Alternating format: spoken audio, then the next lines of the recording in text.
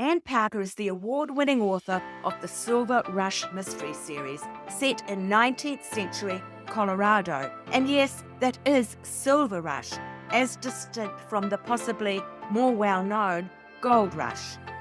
Hi there, I'm your host, Judy Wheeler, and today Anne talks about how a close family relationship led to her writing the Colorado-based Silver Rush series, and how she's combined being a science writer by day with being a fiction writer by night, and why she says being a science writer has been a big advantage in writing this series. Our giveaway is Murderous May mystery books, including number 2 in my Of Gold and Blood mystery series, Brother Betrayed, which is also now out in audio for anyone who prefers to listen to their stories. Links for that giveaway and all the other things we discussed in this episode are found in the show notes for this episode at the website thejoysofbingereading.com. And you can now look for Binge Reading on YouTube. Audio only, no video.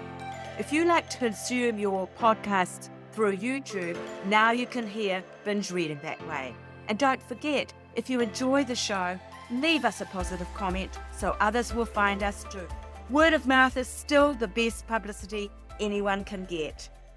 But now here's Anne. Hello there, Anne, and welcome to the show. It's great to have you with us. Oh, and it's so great to be here. Thank you, Jenny.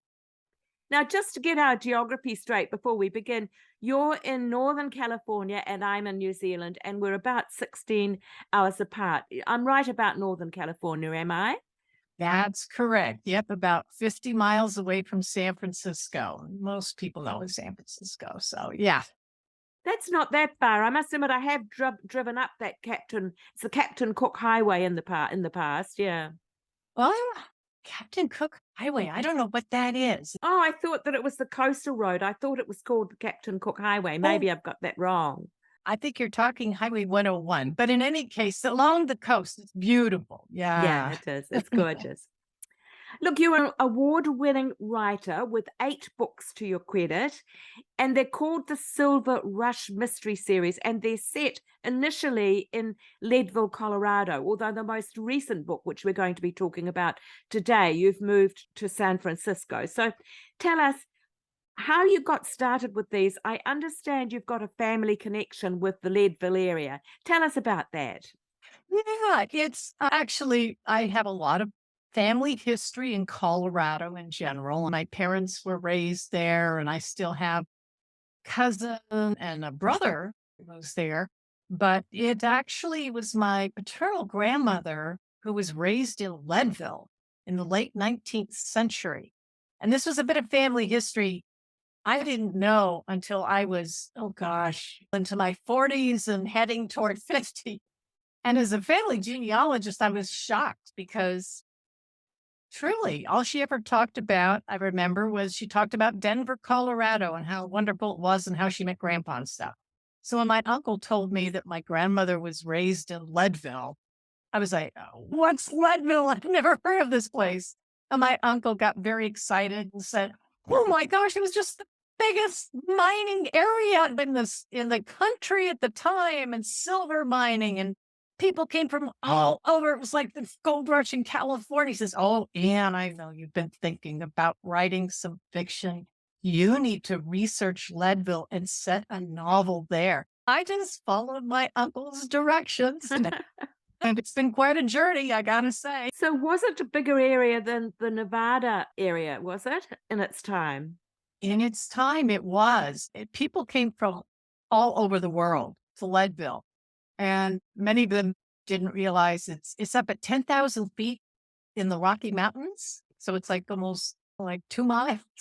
And there was no infrastructure at first and no railroads. So people would get up there and spend their last pocket money and be stuck in a place where winter lasts 9 months out of the year. And there were some harrowing stories from up there in that time. Yeah, it's quite interesting. So your lady sleuth, Inez, she has been on quite a journey herself, because she started out on the East Coast and she ended up in Leadville. So in book 1, she makes that transition. Tell us a bit about Inez and where she came from. Okay. First of all, I'll just say this right out. Inez Stannard is my granny's maiden name, the one who Ah, was raised in Leadville. Now, Granny was a very proper woman.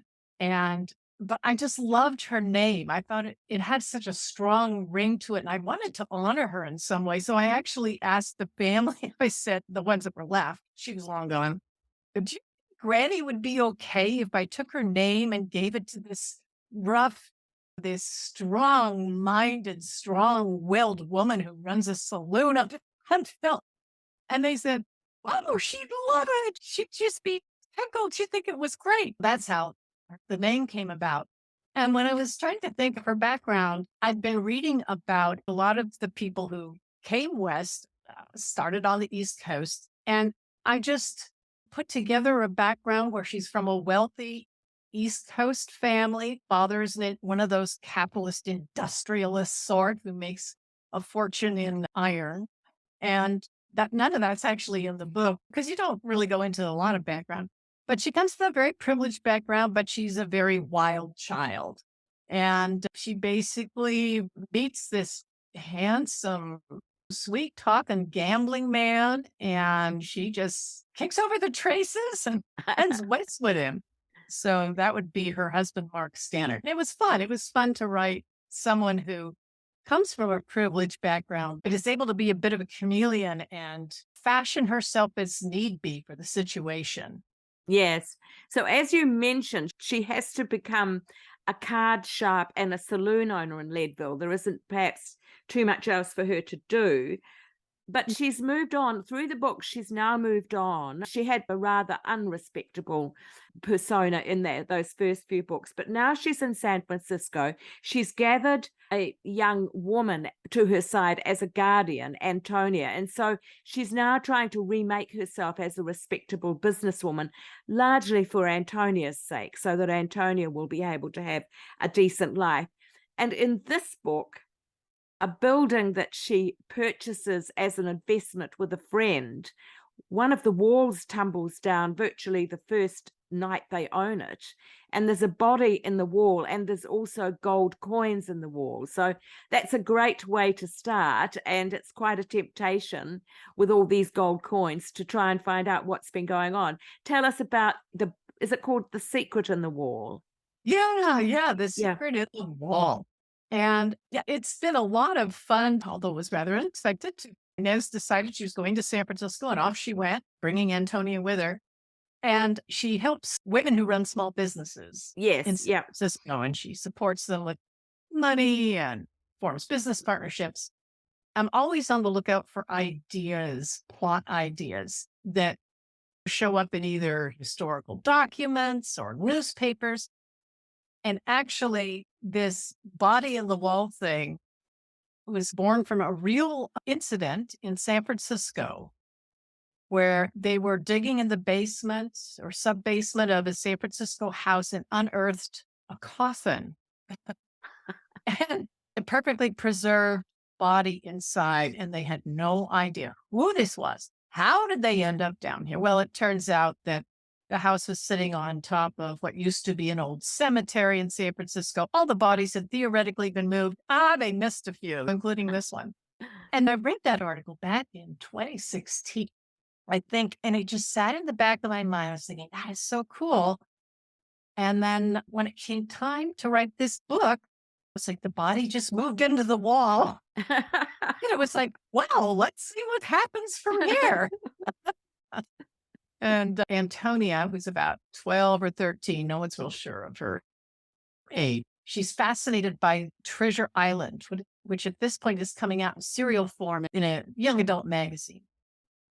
And so when the body falls out along and a fake eye pops out of the skull, rolls across this floor, and then you've got the gold, Antonia's thinking, hiring. And Inez is more like, who is this? And who does the gold belong to? Because Inez always has her eye on the financial end of things. So Yeah. Yeah. that was the start of it.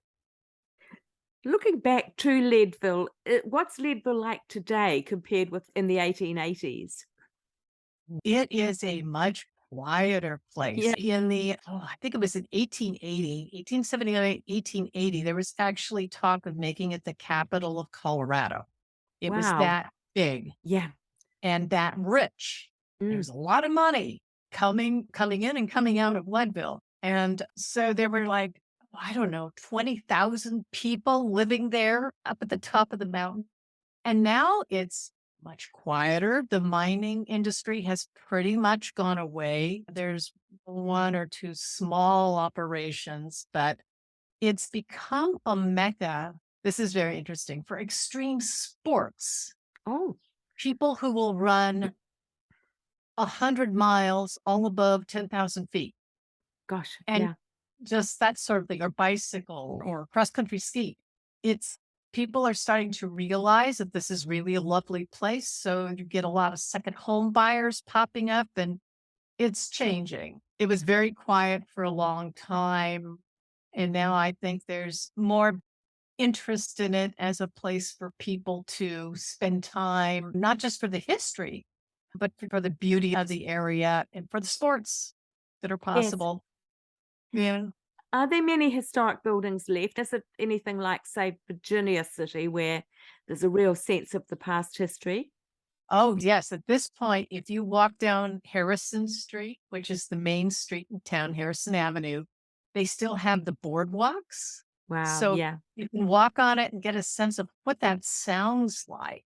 And if you just imagine hundreds and hundreds of feet walking up and down and going here and going there, and even the side roads or the side avenues and streets also had a lot of the historical houses still. It's really wonderful. And they put together some great hiking trails through the mining district, which is all quiet now. It's a great place to visit and get a sense of the history. Yeah, you can still do that. They haven't knocked it all down. Oh, that's wonderful. And of course, pretty well everybody has heard of the gold rush, but hardly anybody really has heard of the silver rush, and certainly not, as far as I understand it, in Colorado. They go on a lot about the ones that were on Home the style. border of California and Yeah. Nevada and there. So why do you think that is? And what was the difference between the two rushes? Okay, they were about 30 years apart. The California Gold Rush was 1849, the 49ers, Yes. and the Colorado Silver Rush was 1879. That's about when it ramped up. So you had there were a couple things that were different. The technology had evolved for separating silver from other metals in the rocks. And the thing that intrigued me, of course, is that the gold rush is before the Civil War and the silver rush is after the Civil War. So for me, there's this resonance and these repercussions from the US Civil War that are still people who lived it. It was all would be only 20 years in the past. It would still affect them. And the incidents and the episodes would still have a resonance. And as to why it's not as well known as the Comstock, well, I certainly didn't know about it until Yeah.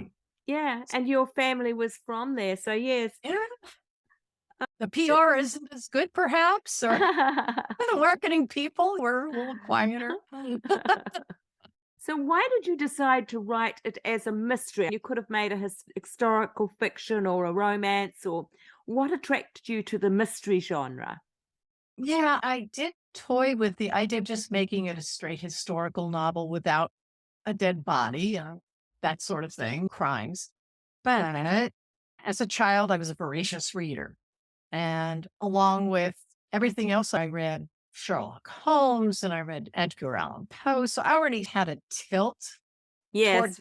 mysteries. Yes. And in my day job, I was actually sharing an office with another woman who was a physicist. Her name is Camille Menechino. We became very good friends. And Camille's this amazing person. She just decided, I'm going to write a mystery series based on the periodic table, Oh my God. the hydrogen murder, the helium murder, and so on. And so I got to see her on her path to publication and all the fun she was having. And oh, maybe I ought to try to turn my story into a mystery. It also gives you a framework. There's certain things that have to happen. You have to have clues. You have to play fair. There's justice to be served somehow or other. And I liked having that frame, which I could then go in and put up the wallpaper and decide where the furniture was going to go. It was nice to have the house, the frame of the house. Yeah, that's great. You mentioned the Civil War, and of course, the Civil War does feature in The Secret in the Wall because there's an aspect of the story that actually flicks back to that without perhaps doing any spoiler on it. Can you comment on that a little bit? Is that the only of your one of your books with a Civil War aspect? Actually, no, most of them seem to have a Civil War aspect. It's just how it works out as I start writing. And certainly the first, Silver Lies, and Iron Ties is the second, definitely in that one. That's the railroads. But yeah, The Secret in the Wall. Now, here's the thing. I am born and raised Californian. Yes. I make my trips to Colorado and go, oh, I would love to live here. But then I end up coming back to California where my home is. And nowhere that I can recall in my educational upbringing was I ever told about California's role in the Civil War. I thought all that happened back east, right? Yes. Before Sumter, what have you. And so as I started to delve into it, because I was curious, and I can't remember exactly what sparked that curiosity. It might have been the gold coins, actually, that got me thinking about it. And I was really surprised and really thrilled to find that there was quite a California history. There were people from both sides supporting both sides during the Civil War, a lot of skullduggery, just a lot of things going on. And I felt that's perfect. I'm going to bring that in somehow. Yeah. So, yeah, I just love learning things along the way. That's just probably one of the most exciting things for me is learning new stuff when I'm writing. A lot of Southerners came to California after the war was over, I think, as well, didn't they? Oh, absolutely. Yeah. Yeah. They moved to the West, and particularly, as I read in passing, Los Angeles was quite an area. And I think because there's a lot of farming going on down there and it's warm, that probably the environment was a lot like the South, perhaps, for Yes. growing. So turning away from the specific books to talk a little about your wider career, you are still working as a science writer, and you've mentioned, did your friend ever finish all of the periodic table mysteries, by the way? No, she didn't. She got up to, let's see, for the books, I think Oxygen was the last. That would be 8. Something I think she got further than that. And then she has continued in short stories. Okay. And she is further along now. But so you've had a career in science yourself. How has that helped or played into your fiction career in any way? Oh, absolutely. Very early on in my science writing job, basically how it works is they assign me a subject. Okay, this project is just completed. They've got their results. Write an article about it that's understandable to the general public. Yeah. And a lot of times it's something I know nothing about. So I have to contact the experts. I have to read the background. I have to really dive into the subject, understanding enough of it plus some to write about it. And that just became very handy when researching my fiction because I'm not a historian. I have no background in history. Everything that I learn, I am learning for the book, so to speak. Yeah. And also just writing of any kind keeps those writing tools sharp. Yeah. So the day job has been very helpful in those respects. Now, your first book was quite a humdinger in the sense of a debut novel. It got picked up by quite a number of sites as one of the best books of the year.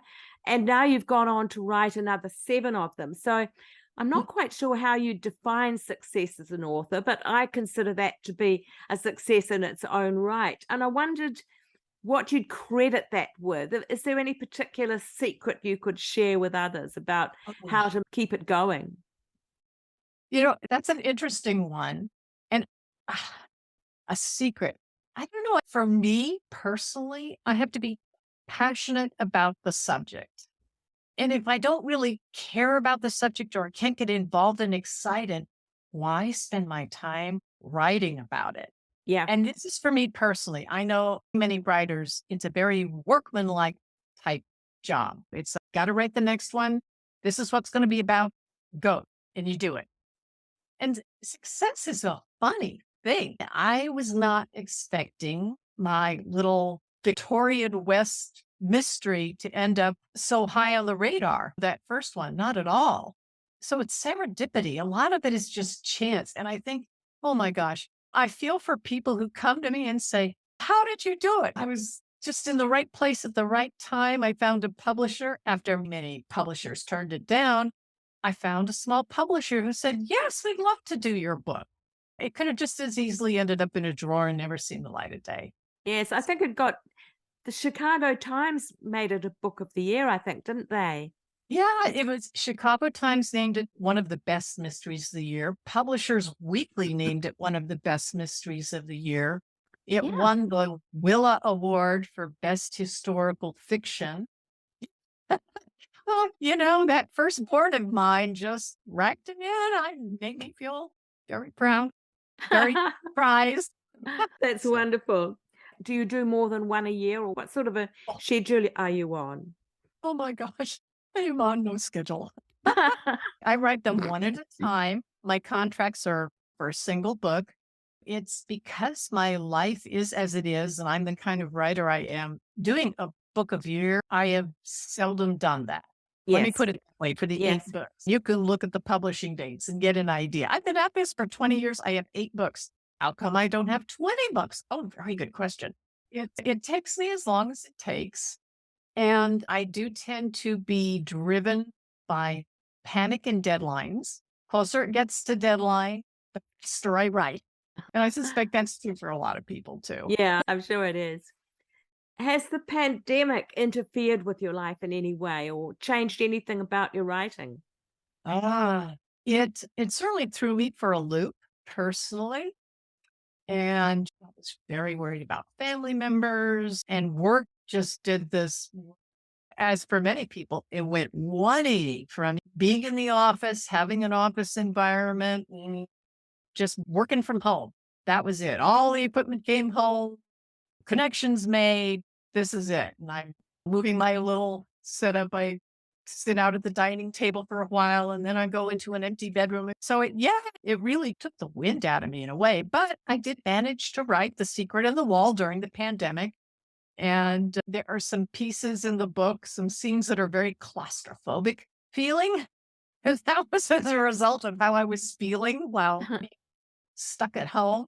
But I know lots of writers or any number of anyway who just churned the books out. It was like, oh boy, I'm home alone. I'm going to write 4 books a year. It just wasn't me. Yes, that's great.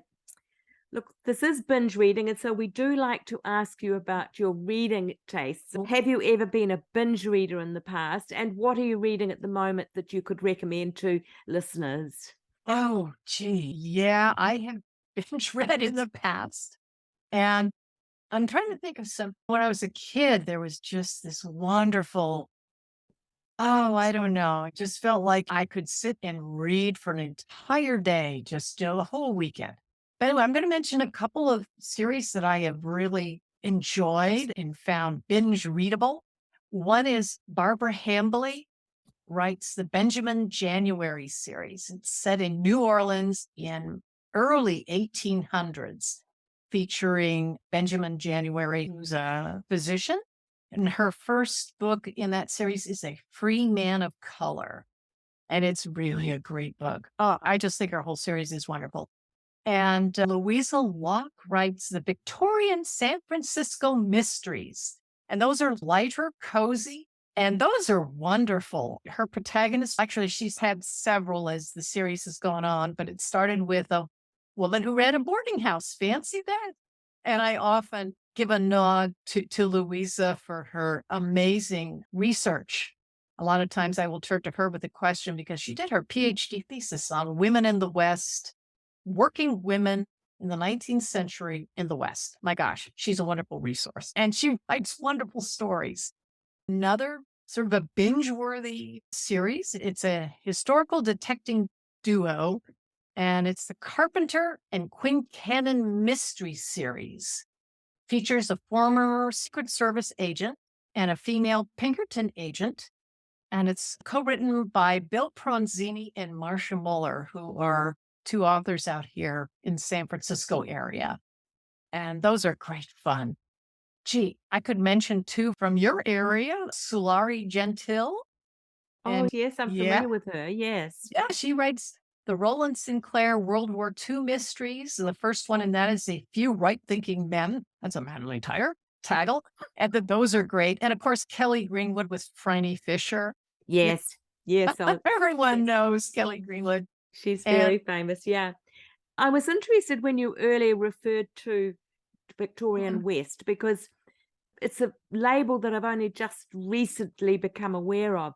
It has seemed to me in the past that Californian history has been a weeny bit overlooked. It's great to see people like you coming through now, but in the past, it's not quite got the same size of niche as something like Regency England, has it? And I that's true. wondered if there is a thing called Victorian West that is starting to get some sort of traction. Do you think there is, or is that just my imagining? I hope it's not your imagining. I hope it is. The Victorian West was actually coined by, oh dear, it's a book back here in my library somewhere by in a nonfiction treatise looking at the West. Because so many people, I think, when they think of the US West during this particular time frame, they think spurs, cactus, cowboys, And tumbleweed, yeah. and tumbleweeds and a lot of dust. Yes. Yeah. And it was so much more than that. It had these urban centers and very wealthy areas. And I think it was author Michelle Black, who also wrote a wonderful series. She's not writing anymore, but she started using the term that she was writing mysteries in the Victorian West. And then we've got, Louisa Locke with her Victorian San Francisco mysteries. There's certainly a group of us that are gently trying to push the idea that, yes, there was this other side of the West. I must confess, I'm writing historical mysteries set in California in the late 60s and 70s. And at the very early stages of starting to write, I went to a romance writers conference. I wasn't quite sure if I was even writing romance or what at that stage. But I pitched the very first story idea I had before I even had really written anything. And it was a historical story set in California in the 1860s. And the agent said, "Oh, no, we don't handle Westerns." Oh my gosh. I had no idea if this would be regarded as a Western. I've seen the quote on your pages that San Francisco was dubbed the Paris of the West by the late 60s. No, when I was searching for a publisher and an agent and what have you for the first book, I heard that so much. Oh, sounds interesting, but we don't do Westerns. No, it's a mystery set in the West. I almost think we must try and piggyback on the phrase Gilded Age California. Maybe that would sell. There you go. That is a popular phrase. The Gilded Age in the Victorian West. There we Yeah. go. Looking back down the tunnel of time, if there was one thing that you could change about your writing career, what would it be? It would have been nice if I could have written a little faster, truly.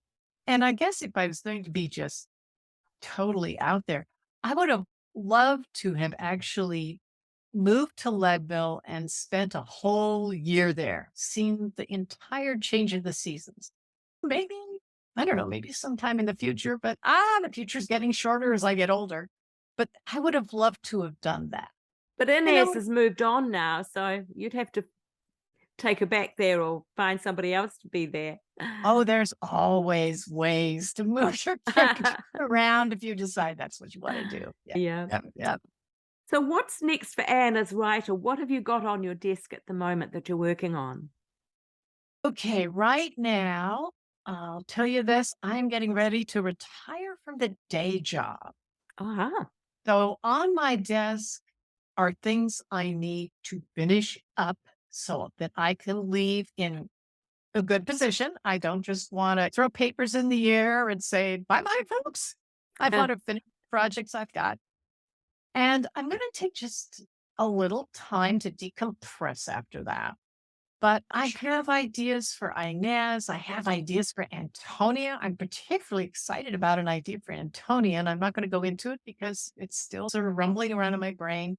And even some other time frames. I'm hoping that in retirement, I will actually have more time to explore all of this, right? Yes. Yeah. Right now I'm just gathering research and bookmarking pages for particular ideas so that when I'm ready to sit down and plunge in, I'll have a lot of research at my fingertips.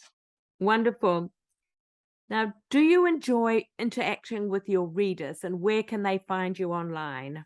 Oh, yes. Gosh, I love to hear from readers and chat with them. That's one of the things that keeps me going. If someone sends me an email, you can find my contact information on my website. Like I always say, it just warms my heart and keeps me going. It's one of the reasons I keep writing is people out there find that they love my books. They find that they're a wonderful way to escape. Well, they learn things. What more can I ask? But they can contact me directly through my website. I do have a newsletter sign up, but it comes out at random intervals, like my books. But I always do little giveaways, provide some interesting tidbits of the research I'm doing. Hey, folks, you like free books? Sign up for my newsletter. And oftentimes they're books from people that I admire, and not just my books, but people I've read. This is a great book. I'm going to give away a copy. And I'm on Facebook. You can find me on Facebook. That's probably my primary social site. I dodge in and out of Twitter and Instagram. I'm still trying to get a handle on it. I'm really slow. But yeah, so that's what I say. Take a look at my website. Contact me there. Send me an email. Take a look at my weekly blog where I take a slang or an idiom. Sometimes the slang dates from the 19th century and is a lost word. And I dive into it to figure out its origin and how did it come about. That's great fun. That's every Wednesday. Wonderful. Yeah. Now, we'll have those links in the show notes for this episode if people want to follow through with that. So that'll be on thejoysofbingereading.com when wonderful. your episode appears. So, look, it's been wonderful talking today, and thank you so much for your time. And thank you, Jenny. I really appreciate this opportunity. Thanks so much.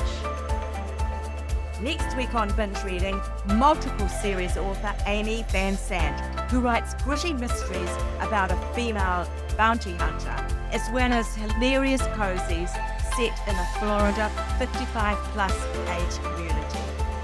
Critics compare her fast-moving, page-turning, funny stories to big names like James Patterson and Janet Evanovich. So, if you're a mystery reader, you won't want to miss out. Next week on Binge Reading. That's it for today. See you next week and happy reading.